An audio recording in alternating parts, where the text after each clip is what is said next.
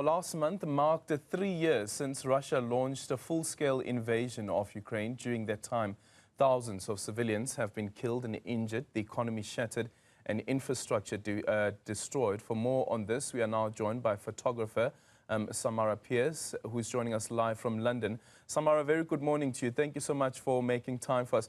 Before we go into the work that you have done, I just want to clearly hear your view about this situation that is currently unfolding in your country.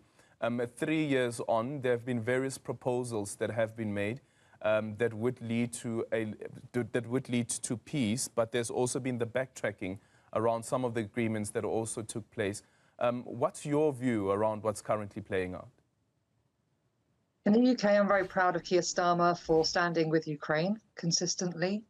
The way that he embraced Zelensky yesterday was how diplomatic leaders should behave and to treat people of Ukraine. The only thing they are after is a free and democratic country, and we should all stand behind that fully. Yeah, and I guess maybe also on the back of that, which people have said is an embarrassing session that happened with President Donald Trump, as well as Vice President Vance. What's your take on it? It was an unusual situation. I think Zelensky handled it very well. It was a very difficult talk when you're sort of faced with almost, it felt like it was almost an abusive relationship where he was almost asked to kiss the feet of Donald Trump. This isn't an American view. The Americans do support Ukraine. They understand that anybody who wants a free and democratic state would stand behind Ukraine. So it was a very unusual situation to see the way that played out. And it was being asked about a suit when somebody's at war is a very unusual question in itself from the press. Yeah. I would say I was very proud of the way Zelensky handled it, and certainly after he went on to Fox News to discuss what had happened and actually what he needs for Ukraine, which is the most important bit, is we need to focus on Ukraine, not necessarily how some leaders choose to behave. The way that Keir Starmer then fully embraced Zelensky and went on to say that we are in full support of Ukraine, that's what needs to happen. I know that the people of America and the people of Ukraine are very friendly. They have no issues with each other, and the support is there from the people inside America. Yeah, and as you say, the focus should be on Ukraine. The focus should be on the people of Ukraine, and your family being part of that as well. Tell us about this project that you undertook and how you almost took over from where your grandfather had left off. Yeah, so I was a part of a documentary called Family Album. This documentary looks at the historical impact on Ukraine from Russia when they tried to, well, they had killed up to 8 million Ukrainians through starvation in 1933, trying to implement a 5-year plan to enforce collectivization within inside Ukraine. During that time, Ukraine decided to stand up for themselves. They did not want to be crushed by tyranny.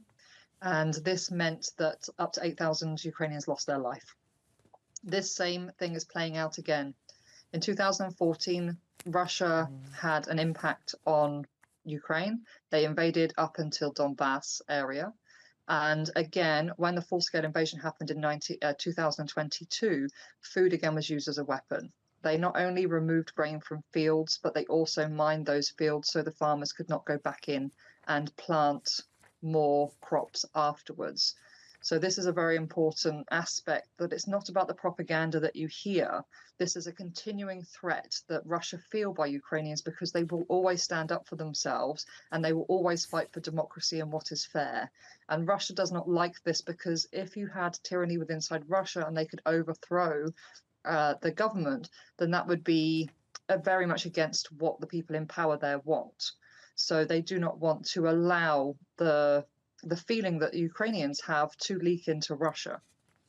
Yeah, and tell us about some of the portraits, perhaps maybe something that really stands out for you and the significance around what it is that you're trying to portray to the world. So one of the significant parts of the documentary for me was a gentleman he was called call sign 200. And the reason he was giving that name is 200 means that you are dealing with the dead.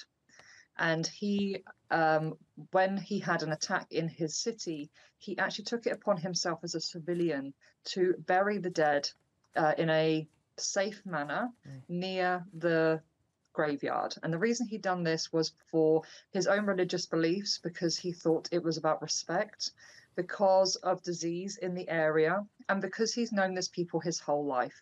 He risked his life every single day going through Russian checkpoints to bring these people to a grave site. He was not allowed in the grave site itself, but next to it, because the Russians were there.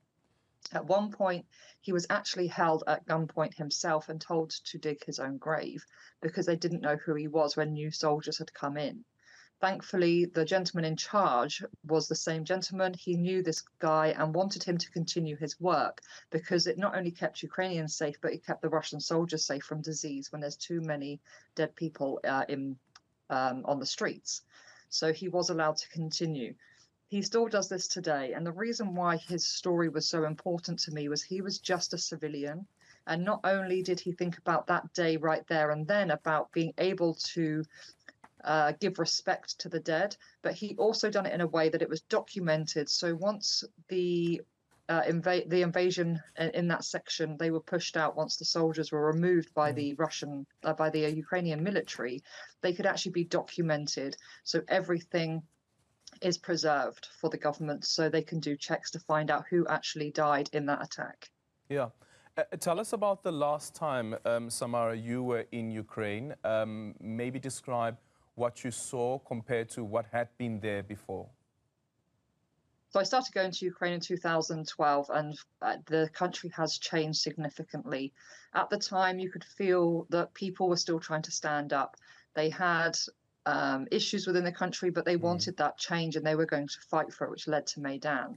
Unfortunately, after the full-scale invasion, things into 2022, things did change dramatically.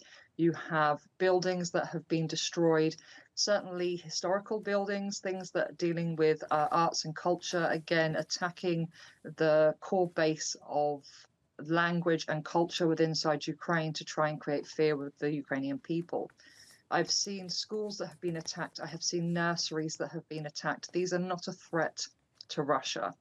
To bomb a nursery is it's quite heartbreaking to see such things, but the vast amount of destruction there is very hard to understand. But the people there, they have changed in a way that they have become almost fearless. When you hear an air raid go off, people do not even flinch anymore. These poor children have had to deal with this all day and all night for 3 years straight. They have gone into a state of quietness, really.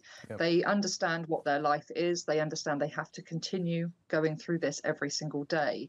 And it is only after this war ends with the victory of Ukraine will they be able to process that pain. Okay, thank you so much, Samara Pearce.